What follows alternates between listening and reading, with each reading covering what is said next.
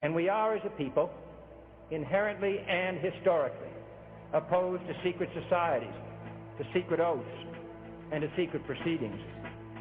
For we are opposed around the world by a monolithic and ruthless conspiracy that relies primarily on covert means for expanding its sphere of influence. It was 1776 when the founders signed the writ of independence from the Brits. It was revolution. Tonight we've got a return to the 9/11 event that led to the collapse of the Twin Towers in Building 7. We're going to be revisiting the facts that surrounded the 9/11 event, and I call that the day that changed America forever, because with that 9/11 event, we have completely changed the way we look at the act of terrorism, the act of constitutional and individual liberties in this country. We've lost much of our certainly our constitutionally guaranteed rights under the Patriot Act and a number of other things. And this has been a watershed event that has literally changed the way the world works. And so with that, I'd like to introduce our guest for this evening. The first guest will be Richard Gage. Richard is an AIA, that's American Institute of Architects, San Francisco Bay Area architect. He is the founding member of Architects and Engineers for 9/11 Truth, and he became interested in researching the destruction of the World Trade Center high-rises after hearing the startling conclusions of a reluctant 9/11 researcher, David Ray Griffin, on the radio in 2006, which launched his own unyielding quest for the truth about 9/11. The AE 9/11 Truth members now number more than 2,900 architects and engineers, demanding a new investigation in the destruction of the 3 World Trade Center high-rise buildings on 9/11. And joining him as well is a gentleman that I was not familiar with until Richard brought him to my show last year, and that's Eric Lawyer. Eric is he calls himself a social systems hacker on a mission to radically change how community servants, social activists, and social change organizations are funded. He started his career as a 25-year fire and emergency services worker, and he spent the last 9 years in the trenches of social activism and personally experienced several radical transformations in our system. So with that said, I will open this discussion with Mr. Richard Gage and ask that Richard kind of give a little bit of background on the Architects and Engineers for 9/11 Truth. Thank you, Dan. It's an honor to be on the show, and an honor to be on the show also with my friend and colleague, Eric Lawyer. I think your listeners are going to be very impressed with the 1-2 punch here tonight, because I began 11 years ago with Architects and Engineers for 9/11 Truth because I was shocked to learn all of this evidence which I had not seen in the mainstream media. Our government had not told us about. It was not included in the 9/11 Commission report. The American Institute of Architects, which you mentioned I'm a member of, and now 30 years in architecture, I would think that we would have been told about this evidence that we're going to be hearing about tonight in far greater measure. I would think we would have been told by the American Institute of Architects that a third high-rise came down on 9/11, a 47-story skyscraper in the afternoon of 9/11. I would think that the AIA would want to educate their members, those of us who design skyscrapers and other buildings, like this that are vulnerable to collapse by normal office fires, the official cause of this building's collapse. And I'm looking forward to sharing with your listeners all about it, because when I learned about 11 years ago, I was literally in shock. So I took that information, the information about the Twin Towers, to the firm that I worked for at the time in the San Francisco Bay Area here, and what they thought I was nuts at first. I mean, this was in May of 2006, and they thought, man, you're crazy. But I bought them pizza. I made them come into the conference room, and I sat them all down, 15 altogether. And they, after the presentation, they all agreed, oh my God, you're right. These are controlled demolitions. What the heck do we do now? So I signed them up, and we now then had 16 architects and engineers for 9/11 Truth. Now we have 2,900. Well, Richard, I know that you also have an opportunity to present your information to the National Convention of the American Institute of Architects this summer. And to be honest with you, I was really surprised with the tepid response on the part of these people. I would think that they would want the truth known, and that as a professional organization that represents really the entire building design process, you would think that they would have a stronger, let's say, personal interest in making sure that truth and justice is served. But I guess, like a lot of other organizations, they don't have much backbone because they're afraid that they might lose a government contract or something to that effect. You go ahead. Tell me what you think. Yeah, the American Institute of Architects represents 80,000 architects, and a good percentage of those are really representing the interest of the building industry, which is backed by the banking industry. So there is a conflict of interest here. I mean, if this nightmare gets exposed, it will change an awful lot of things. And so I think the AIA is caught between a rock and a hard place, and we're glad to be the rock. Yes, and thank God there are rocks like you. If we didn't have people like you that will not roll over and buckle under to the pressure from outside groups, we wouldn't have a free country.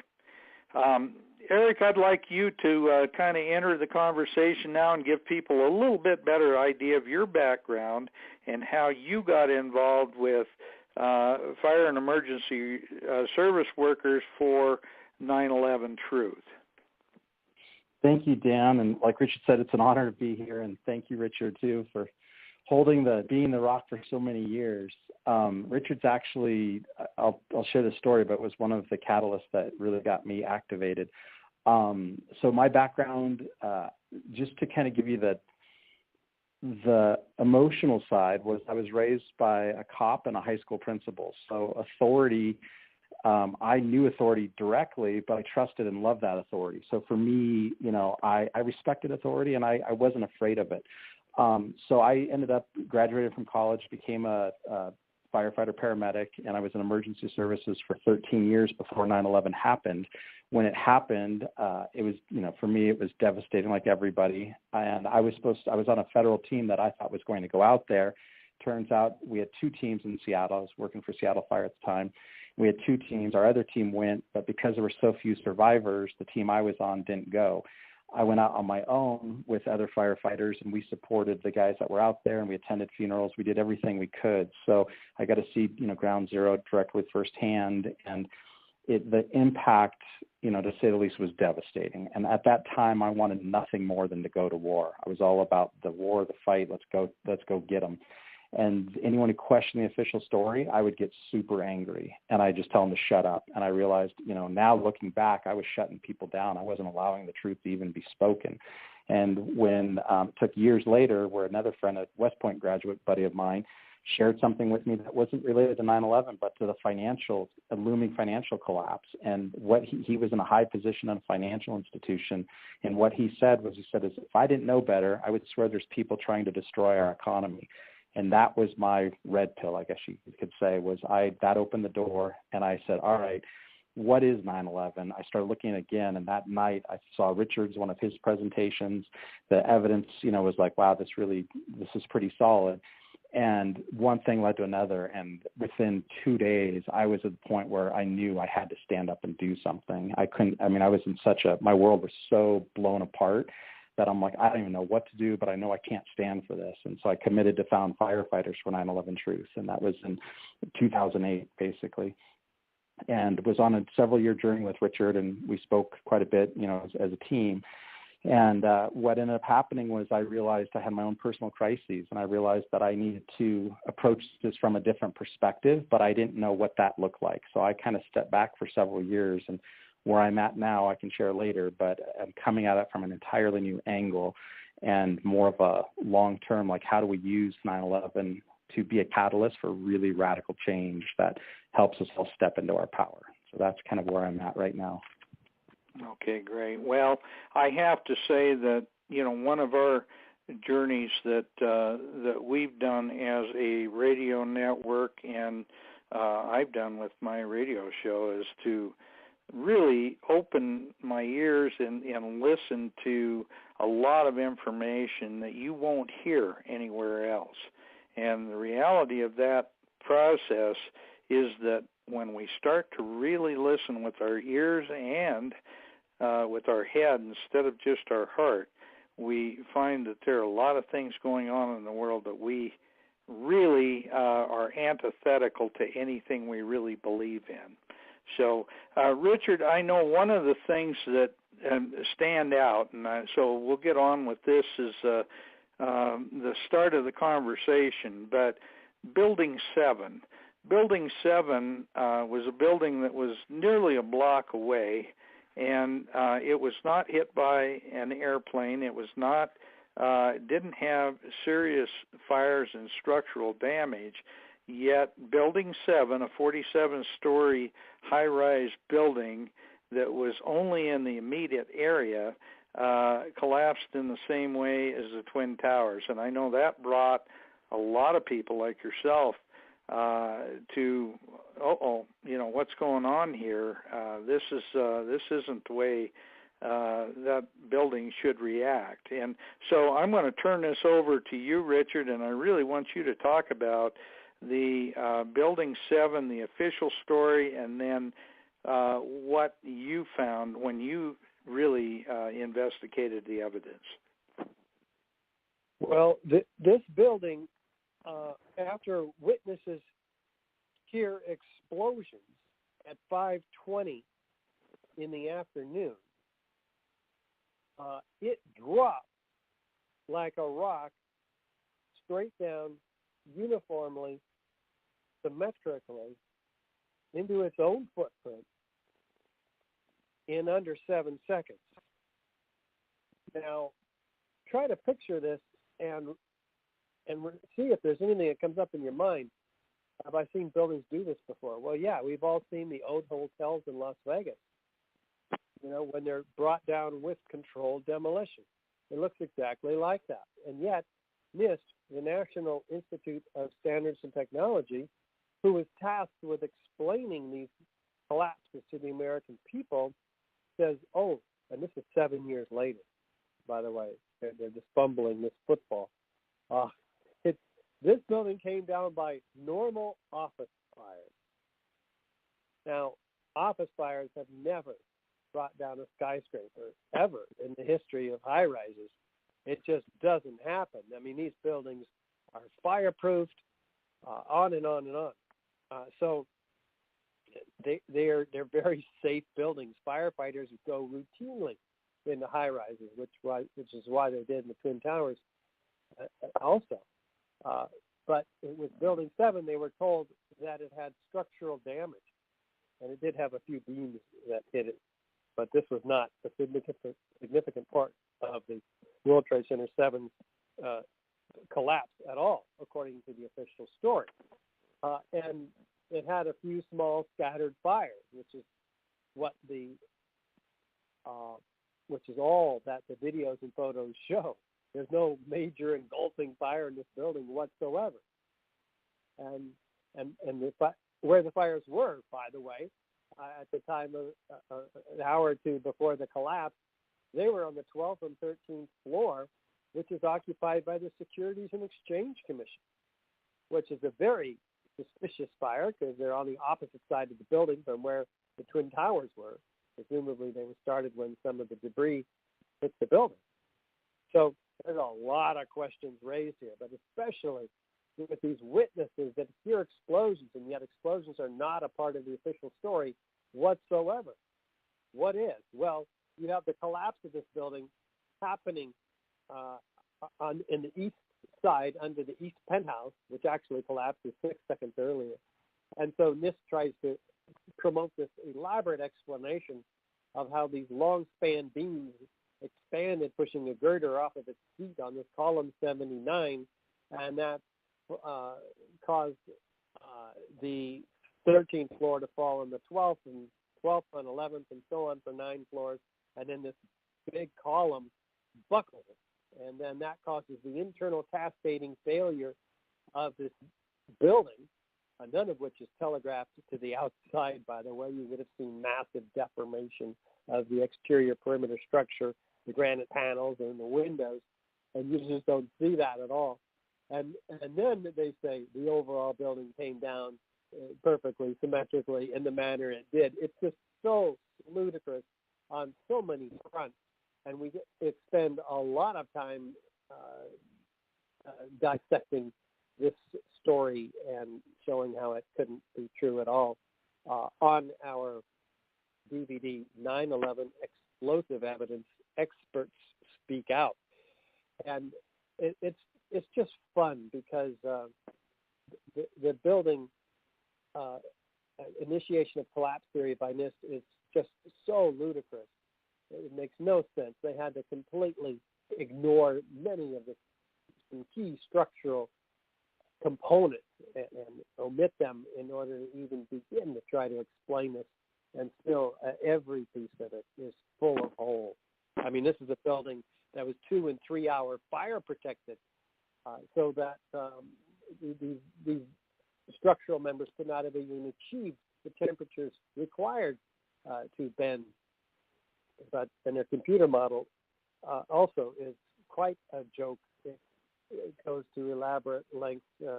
You can see in the computer animation, for instance, 400 structural steel sections is what they had to fail in the computer in order to bring the building down as fast as they could, and still it looks nothing like the actual videos and photos. It's just amazingly problematic. So when we go to the AIA conventions, as you mentioned earlier, Dan, and this building, we show it on the screen, big screen, to the architects and engineers. Hundreds and hundreds of walk by every half a day or so, and we collect them and we say, hey, did you know this? What does this look like to you? And they say, oh, that's a controlled demolition. And you go, well, did you know this happened on 9/11? They go, what? That's not a twin tower. No, it's not. It's the third tower. We go through the whole thing, and they go, yeah, that's a controlled demolition. Where do I sign up? And we get them to sign on to our petition. And now we have 2,900. And so that's the first step. And I'd like to hear what Eric has to say about Building 7, because before we go into the Twin Towers, because I know he's got his head wrapped around this. It's taken a while as well. Well, and I would say, Eric, too, you probably have the perspective of a number of emergency fire and emergency workers that were on the scene, if I'm not mistaken. Yeah, I've talked to quite a few firefighters and emergency workers and investigators that were there too. The approach, like Richard's done an amazing job on, the engineering and the different, the structural failures that happened. When I saw that, when I stepped into founding firefighters for 9/11 Truth, where I was drawn was the investigation, because that's what I really have, experience with, having been on so many fires over my 25 years. And I went, okay, what did they do for the investigation? And for me, with, World Trade Center 7, that is the smoking gun. The reason why is to put this in perspective for your listeners. On a routine house fire, if we suspect what's called an accelerant, that could be gasoline, it could be kerosene, it could be a lot of different things. If we suspect an accelerant, nowadays we'll bring in the dogs we have arson dogs that can actually smell for that. We also will look for the origin and test that. That's on a house fire where nobody's been hurt, and there's really not, more than that a single house being damaged. This is the greatest fire disaster in U.S. history. Tower 7 was not struck by an airplane. This is the first time in history that concrete and steel frame building collapsed, what we were told is due to fire.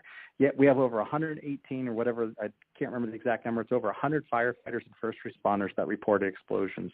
There was video recordings. And when I started looking, I actually got the 2001 fire investigation manual from what's called the NFPA, the National Fire Protection Association. And that's our guideline in the fire service of how you do fire investigations. It's actually fire and explosion investigations. And so I went through that.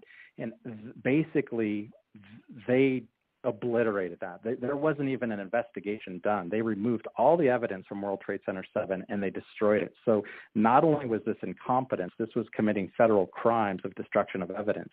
So we took what, we could have researched and gone, how did this building actually come down? Because we need to make high-rises safer. And instead, they destroyed everything. So they've, violated every single one of these things that says this thing needs to be tested. And specifically, we got in, what I found in there was what was called NFPA, it's 19.2.4, and it's exotic accelerants.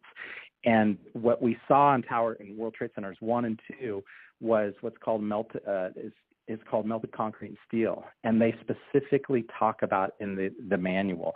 And it says the thing that can cause that is thermite-type mixtures. They're called exotic accelerants.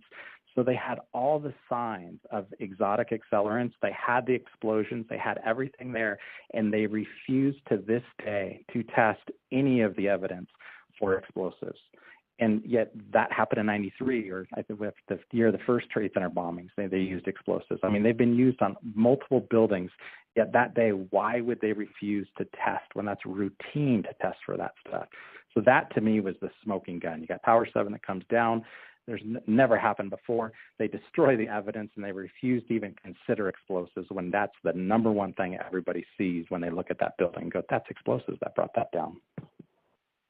No, you're right. And I remember when on 9/11, I wasn't home when the Twin Towers and Building 7 came down, but I remember looking at watching it on television. My wife and I told her, I said, there's going to be the most humongous lawsuits over the collapse of those buildings, because there's no way that kerosene, jet fuel, should cause a collapse of those buildings. And I had the opportunity to study the Twin Towers when I was in school. That was one of the projects that was under construction at the time. They weren't even built yet, but they were under construction.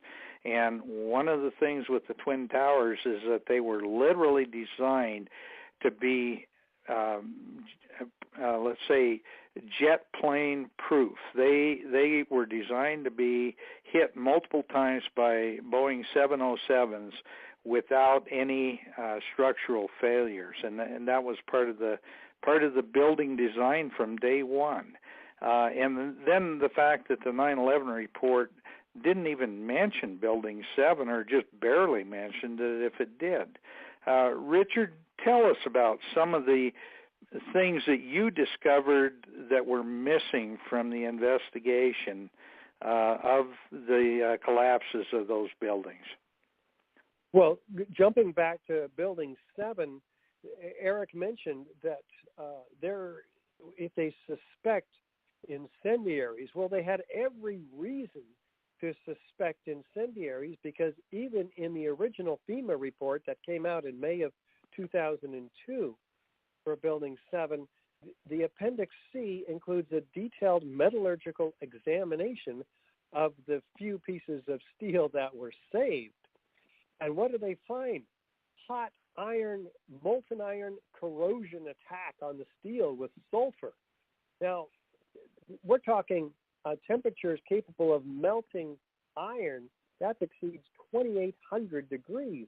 That is 2, 3, 4 times as hot as most office fires are. And there's no jet fuel in Building 7, and even jet fuel itself, its manufacturer says it burns maximum 600 degrees. But here we have evidence exceeding the melting point of steel. In fact, Jonathan Barnett, the FEMA author, says himself that the ends of the beams were partially evaporated. That takes 4,000 degree temperatures. Where does that come from? Well, as Eric suggested, the steel was carted away from Building 7 starting just 2 weeks after 9/11 and sent to China for recycling before investigators could get their hands and their eyes on the steel properly to do a thorough investigation. Well, this is all evidence of incendiaries. And I'm just, I was just shocked to read this material. And again, shocked that there was even a third tower that came down, because we didn't know about it. I didn't know about it, for 5 years after 9/11. And most architects and engineers at these shows didn't even know a third tower came down.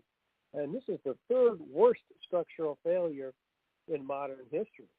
So, Eric, am I right in wondering where was the investigation into all of this incendiary, these incredible temperatures, and at the Twin Towers too? Yeah, yes, Richard, absolutely. I mean, to not even do an investigation, that in itself is a crime. So to me, that right there, it's clear this is a criminal cover-up. So that's where we need, that's where the focus needs to go. Well, Richard, I would say that one thing that always stands out is that anytime you see a major building failure like this, and Eric alluded to this, you will see a complete revision in all the building codes to make sure that these kinds of failures don't happen again.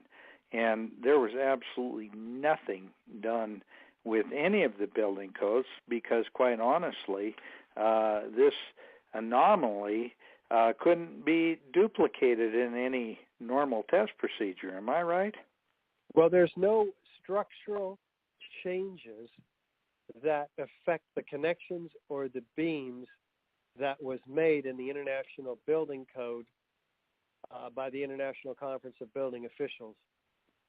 That just was not done. They did make some changes to the fire protection and to the exiting strategies in high-rises, but nothing that would keep a building from free-falling out of the sky as they did in Building 7, and almost as fast as free fall in the case of the Twin Towers, where we're told that these fires, which were out of control, they said, but the evidence in the video and photographic evidence shows with thick, dark, black smoke clouds that the fires were burned out after the hour that they burned. Remember, the jet fuel, 90% of it, according to NIST, was burned up outside the towers. The rest was gone in 10 minutes, burned up. And it's an hour after that or so that these buildings continue burning. Normal office fires we're talking about. And then we have the sagging of the floor trusses due to these fires, which pull in perimeter columns, so they call it the column failure theory. And these sections above the point of jet plane impacts then drive the building down to the ground, and according to the official story, then destroy themselves. Well, this is absolutely ludicrous because the videos show each of these buildings destroying themselves above the point of jet plane impact in the first 4 seconds. They're telescoping in. There's squids or isolated explosive ejections occurring all throughout these upper sections, basically liquefying the upper building mass such that there's nothing out there that intact to drive the rest of the building down to the ground. But what the evidence shows is that there's explosions heard by hundreds of witnesses that are also on our DVD from first responders and others, saying all these explosions, feeling the ground under our feet like a train running under our feet, and then the tower coming down after they're seeing flashes of light and explosive ejections, and then the tower's coming down. It's very clear what's being provided here in the way of this rich evidence of firefighter testimony, and then these structural sections occurring, 4-ton sections laterally out of the Twin Towers at 60 to 80 miles an hour, landing 600 feet in every direction, such that by the time the tower is down to the ground, 100,000 tons of structural steel is outside the footprint of each of these towers, not inside where you'd expect it to be sandwiched between 110 floors of concrete that would be stacked up. But this is not a pancaking collapse at all. The concrete is pulverized in midair, 90,000 tons of it, pulverized, spread river to river in a 4-inch thick blanket. This is absolutely extraordinary. So you don't have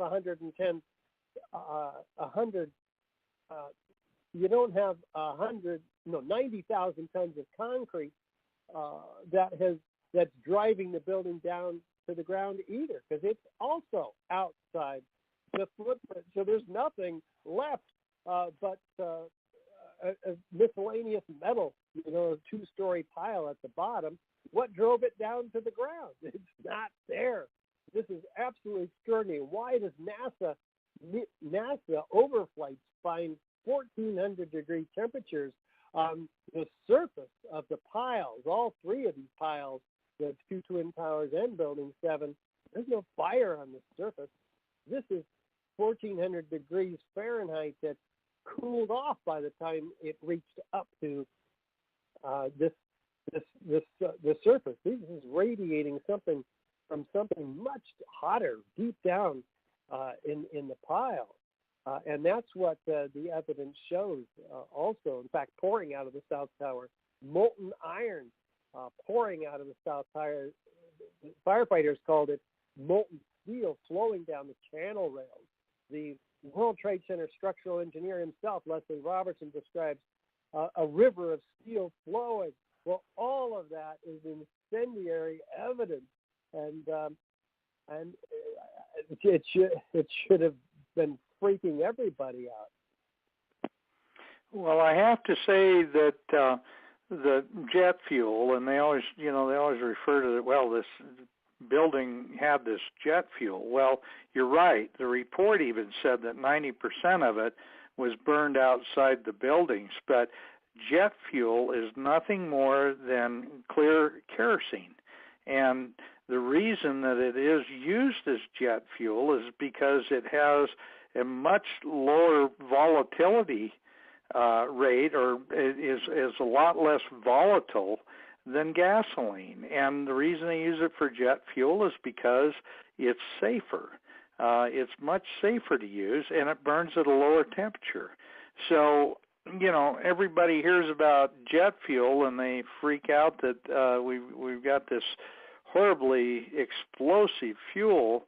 And in fact, the fireball that people saw when they saw the planes hit the building, that was about 90% of all the fuel that was on those planes, and very little of it got inside. Yep, that's right. It burned up outside. That's absolutely correct. And again, the firefighters are going up into these buildings. Is that normal, Eric? I mean, are they concerned about the buildings, the skyscrapers falling? Well, as far as normal, it's not very normal for the planes to crash like that. So that, as far as going up with fire and high rises, yeah, that is normal. And even today, the fire tactics haven't changed dramatically because of the events of 9/11. So if you see, like, even the Grenfell fire in London, they still put their base, right at the base of the building, and that thing was lit up way more than Tower 7. So we feel very safe structurally in high rises. I've been on several high rise fires, way smaller than, obviously the 9/11 ones, but generally I feel way safer in a high rise than I do in an old wood frame house. Well, and I think logically you would feel that way because the way these buildings are designed, they're designed to have a series of fail-safe systems in them that really make not only one element of the structure, let's say, strong enough to withstand something like that, but it's done multiple times because everything is always engineered in terms of multiples of what a single element would be. Richard, am I right with that? I had a distraction over here, Dan. So I apologize. I didn't catch that last question. Well, I just saying all these buildings are really over-engineered, and the only thing that would impact something like this would be if, in fact, there were, some, let's say, additional accelerants or something like that would force this to reach high temperatures. And we didn't see that with, certainly with the Twin Towers. We saw black smoke pouring out of the buildings, which indicated that they were starved for oxygen and that the fuel had pretty much burned down. Yep, and what happens next is that witnesses, including 156 first responders, are recorded orally by the Chief Thomas Von Essen, fire commissioner. He wanted to preserve the memory of these firefighters before it became shaped by a collective memory, as he puts it. And what do we find? 156 of these 500 recordings, they're talking about hearing explosions, seeing flashes of light, being blown around the building by these explosions. And this is, they simply come out and try to explain all this away by suggesting that jet fuel leaked down the elevators. Eric can enlighten us on that because he has some real thoughts about that one. Yeah, as far as the elevators, that was one of the smoking guns for me because I remember initially we were told, the lobby blew out and a lot of, people were, if you saw the Nade Brothers original documentary, they alluded to the fact there were people were killed in the lobby because of the jet fuel blast coming down the elevator shaft. And when I thought about that more critically, I went, wait a second, elevator shafts, they don't just all stop in the lobby, and the elevators themselves won't all just be in the lobby. They're going to be at different floors and things like that. So to create an explosion that blows out windows and everything else, the fire investigation manual actually talks directly about that, and it's called high order damage. And when you have what's called pressure overload, when you have shattered windows and you have no scorching, the walls are still intact, they're still white, but all the windows are blown out, that is from explosives. And it's very clear in the manual, but that's what causes that. If it was truly to be caused by fireballs, you would have seen the lobby completely covered in soot. There would have been all the fire damage inside that lobby. And when you look at the videos of the lobby immediately after the attack, it's clean. It's white. There's no fire damage. There's nothing. Yet we're told that was a jet fuel fireball, which is not true. Well, that's a very interesting part of the investigation too, is the fact that they've claimed all along that the jet fuel was the primary cause of all of the fires in the building. Yet we have eyewitnesses that say that there were explosions that happened at various times, and they were on the lower levels of the building. Eric, did you hear any of that testimony, or did you, Richard? I've heard the testimony, yes. Yeah. Okay, well, I know. Yeah. The 156 firefighters? Yeah. Okay, that's the testimony I was looking for, and almost to a person, the people that were actually in the Twin Towers, they said that they heard explosions from deep within the building. Am I correct on that? In fact, before the plane hit, there's Right. evidence of explosions both on the seismic analysis from surrounding seismic stations, and also from witnesses like William Rodriguez, who was in the basement at the time, and the explosion came from below him, pushing the floor up. And then, I think it was 7 or 10 seconds or something later, he says, way up high, you heard the plane hit. So this is all corroborated. Eric, is there other corroboration you're aware of too? I think that covers. I think that covers it. I mean, the evidence is overwhelming, because one of the things NIST, like this is one of the things I pointed out with Firefighters for Allen Truth, was NIST frequently asked questions. They addressed some of these, and why didn't they test for explosives? And they gave a lot of excuses. And one of them was that there were no reports of explosions. Well, there's overwhelming witness testimony and video evidence and audio recordings, and even on dispatch tapes you can hear it. So, I mean, that speaks for itself. I mean, to use that as, hey, we have no evidence of an explosion, that's just not true.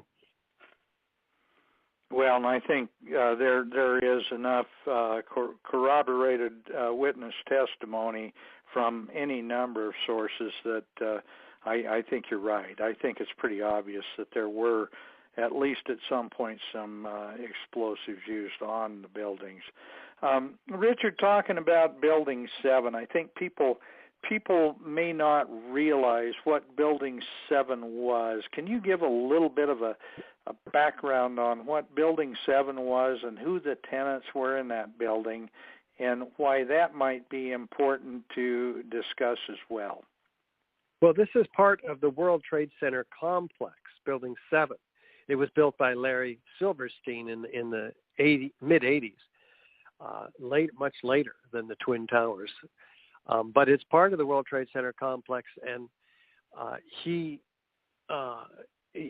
actually on record, curiously enough, a month after 9/11, talking about this building, which, by the way, was occupied by the Solomon Brothers financial firm, most of the floors.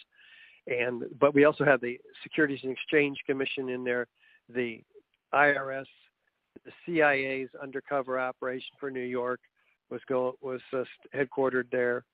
The Department of Defense was in there. The bunker on the 23rd floor, which was outfitted for running the city in the event of a major hurricane or war or something, was located there as well. And so back to Larry Silverstein, he's on America Rebuilds, a TV program on PBS, a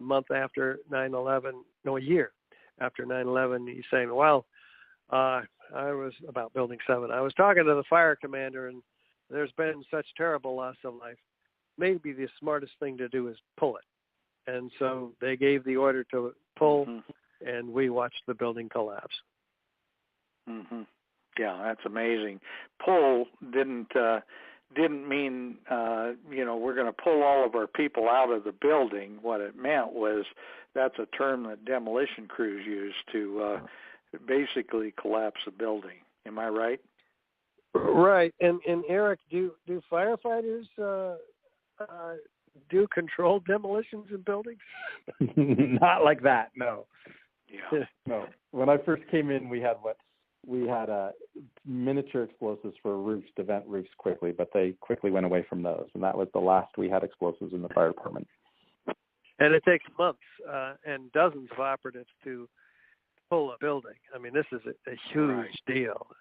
And right. and by the way, nobody, according to the official story, died when this building went down. I was evacuated after the planes hit the towers, but before they came down.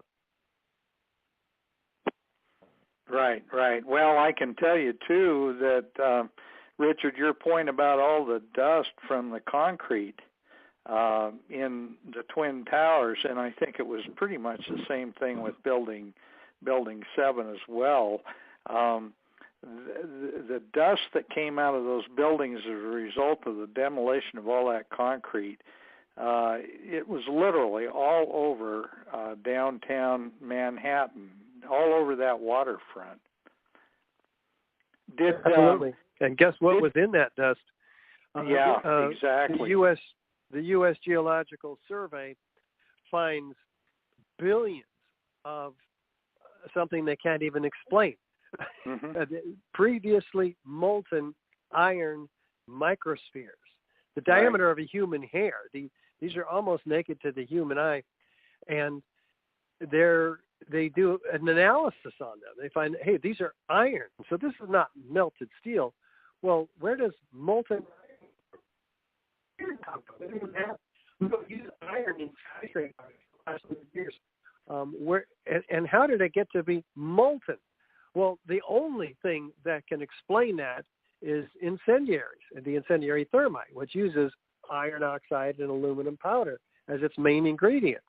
Well, that's what's found also in the World Trade Center. The these small red-gray chips found by a team of scientists led by Niels Harrit and Stephen Jones in Copenhagen, they find incredible quantities, up to 10 tons by extrapolation, of these dual-layered red-gray chips, which they do detailed analysis on and find that it's nanothermite. It's actually developed before 9/11 by Los Alamos Lab and others. This is, an unignited, high-tech thermitic material made only in the most advanced defense contracting laboratories. Right, right. Well, something that to me was kind of a giveaway. You have to look at dead giveaway, but you have to look at things sometimes in retrospective. Dead giveaway is the fact that they, after the towers collapsed, the federal government came in and paid the family members of the people that died in the collapses of the Twin Towers pretty significant amounts of money. But one of the requirements of that is that they had to sign a waiver that said they would not file a lawsuit against the building owners, against the architects or building contractors that built the Twin Towers. Why in the world would the federal government do something like that? That makes no sense at all. That's not somebody in the bailiwick. Yeah, there's somebody who didn't actually sign those papers, several family members, in fact. One of them was Bobby McIlvaine. He lost his Bob McIlvaine. He lost his son Bobby in the North Tower lobby. His face was blown off. That sounds horrible, but this is the evidence of explosives all by itself. So Bob didn't buy the official story whatsoever, because he actually went to the 9/11 Commission hearings, and he wasn't having any of it. He looked at the other evidence that the mainstream media did not tell the American people, and that NIST and our government didn't tell the American people. He's now spearheaded an effort to draft legislation forcing Congress to investigate the World Trade Center towers. This is called the Bobby McIlvaine Act, for the investigation of the destruction of towers, World Trade Center towers 1, 2, and 7. And so we spent September getting this legislation to every member, hand-delivered to every member of Congress, 535 of them. And we had meetings with several of the staffers. And actually today we were back in Washington, D.C., where I am right now. We contacted Marcy Kaptur from Ohio, Congresswoman, and had a detailed discussion with her about Building 7 and the World Trade Center towers and the explosive destruction of all three. And she was just very open-minded. I was very impressed and listened and asked questions, intelligent questions. So we hope we can get somebody to introduce this legislation so that we can get a real investigation. It may take a while. I mean, Congress is not in the mood for this right now. They've got other things like gun control and so forth on their minds. Yeah. Yeah, we won't go there, though. Yeah, we won't go there tonight, but I find that's why I think 9/11 is such a watershed event, because, in fact, what happened on 9/11, I see that as being, let's say, a continuation of a whole series of events that make no sense whatsoever. But let's talk about, and Richard, I know you're really familiar with this, but let's talk about the USA Patriot Act and how that came into being as a result of 9/11. And I think you and I both have talked about how really important that is to the citizens of the United States of America. Yeah, well, the Patriot Act was written before 9/11 and rolled out very quickly afterward, and the congressional representatives were not even able to read it before they passed it, not even knowing what was in it, and now it's decimated our rights. For instance, any of us, you, me, and Eric, can be arrested without being told us what we're being charged with, without a right to a lawyer, a trial, a jury. We can be held indefinitely. We can be assassinated. We can even be tortured. And it's just, this is all like legal now. I mean, this is our forefathers would be turning over in their graves. I'm sure they are. Mm-hmm. I'm sure you're right about that. Well, let's talk about where this investigation is heading, the work that you both are doing, and what we can do, what our listeners can do, what we can do in the media to help this process along.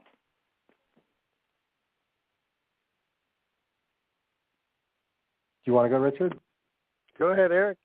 You've got some experience on this one too. Well, for me, I mean, for me, where I'm at right now is 9/11 has highlighted it's a wake-up call, and it has highlighted the brokenness of our systems. And my energy isn't so much in forcing a system that I already have no confidence in to do something they've demonstrated they're not going to do. So my energy is in how do we use this to actually come together at a local level and really start changing things. And now is not the time to go into it, but on our next show, I'd like to kind of address more. That's where my energy's been the last 5 years. And there's some amazing things coming together that I think will really inspire your listeners. And for the meantime, going to our website, firefighters, or just ff911truth.org, ff911truth.org. They can look at the fire investigation manual. They can see some of the stuff we have up there, some of the evidence, and then also they can add their name if they're interested to learn more. But my energy is in where do we go from here and how do we change our entire system so this will never happen again. And okay, thank you. And incidentally, I have to say to our listeners, don't believe a word we say. Don't believe anything we say, but go check it out for yourselves. And I think if you do that, then you'll come to your own conclusions, and I think they'll pretty much reinforce what you've heard tonight from our guests on this show. Richard, would you like to talk about what some of your plans are and some of the programs you're working with architects and engineers for 9/11 Truth? Yes, well, to back up the Bobby McIlvaine Act that we just mentioned, we've also hired the University of Alaska. In fact, the civil engineer chair, Dr. Leroy Halsey, one of the top structural forensic engineers in the country, he is engaged in a 2-year, $300,000 effort to computerized finite element analysis of World Trade Center Building 7, the study that Congress was tasked NIST with, but that they obviously completely botched on purpose. And what it's already showing in his preliminary conclusions are fire could not have brought this building down. No way, no how. So they're in the final phases of preparing the draft report and engaged in a study of what could have brought this building down. So they're going to try to make the building fall the way it looked on the videos, and then actually find out what has to happen in order for that building structure to fall. I think everybody's going to be dumbfounded. And hopefully that will make its way into the professional and academic engineering communities because they have been ignoring this hot potato, and it is very hard to penetrate that awareness community. Well, I think reverse engineering a building collapse like that, I think you're right, Richard. It's going to end up being an eye-opener because there's no way they can get any results even close to what really happened with just fire alone, and with even with the plane crashes. If the buildings are designed the way they were designed to take those impacts. So I think the evidence will prove itself. Well, gentlemen, I really want our listeners to understand just exactly how far you've gone out on the limb to present this information, and the fact that you've tirelessly worked over many, many years to try to bring this to the attention of the American people. It's time that America wakes up and realizes that it is irrelevant which political party you belong to, which political persuasion you happen to be. We need to realize that there are things happening in our country and in our world that have nothing to do with the saving and the strengthening of our constitutional republic, quite the opposite. And it's time that Americans start to listen to people like you, because you are bringing truth to our country. And we need to really appreciate the effort that's gone into that. Richard, would you like to talk about your organization, Architects and Engineers for 9/11 Truth, and give our listeners a location that they can go to buy your DVDs and to get the information that you've been generating? Yeah, absolutely. Architects and Engineers for 9/11 Truth has now 2,900 architects and engineers calling for a new investigation. Each of their petition signing statements are on their petition publicly listed on our website. And we have, Eric and I together, several years ago, created a very unique DVD, which had been finally available for purchase and for watching. It's on YouTube. People can see the 1 hour version of it on YouTube. It's called Firefighters, Architects, Engineers, Expose 9/11 Myths. And then is it available on your site, Eric, at Firefighters for 9/11 Truth? Yeah, that YouTube video is up there, and then also Calling Out Bravo 7. And for people who've been in the 9/11 Truth movement for a while, this is a new movie that was actually made by firefighters. And I think they've done an excellent job. They're not professional movie makers, but I think they've really done a phenomenal job of capturing the essence and opening people's hearts to what's really happening here. Yeah, and Eric, that film is called Bravo 7? Calling Out Bravo 7. Calling Out Bravo 7. And, okay. And that Bravo was made 7 in Building 7. Oh, okay. And that film was made in the UK, and as a response or to piggyback on the concern that the firefighters there had about that building. Can you say any more about that, Eric? Oh, the Grenfell fires. Tower. Yeah, UK firefighters had contacted me years ago. They have, the same concerns. I think because they're a little bit more removed, they're willing to really go into this more. But they're going, why are we still going into high rises that are on fire when they can collapse suddenly like this? And so they brought this up as a concern to their upper echelon before the Grenfell fire. So when the Grenfell happened, there's going to be stuff that we might see come out of there, because there's a lot of tension there right now between the firefighters and the administration of around that fire, and why were they doing what they were doing, knowing what we know today. Okay, well, great. Well, gentlemen, we've run out of time, but I look forward to our opportunity to talk again on Tuesday with the Connecting the Dots program on the Micro Effect Radio Network. So I look forward to talking with you then, and I thank you for the efforts that you've put into really exposing the truth about the building collapses on 9/11. And thank you for your time and your effort. And with that, Kelby, I'll turn the program back over to you. Ladies and gentlemen, that concludes this week's show with Connecting the Dots with Dan Happel. God bless. Good night. We'll see you next Thursday, 6 p.m. Pacific.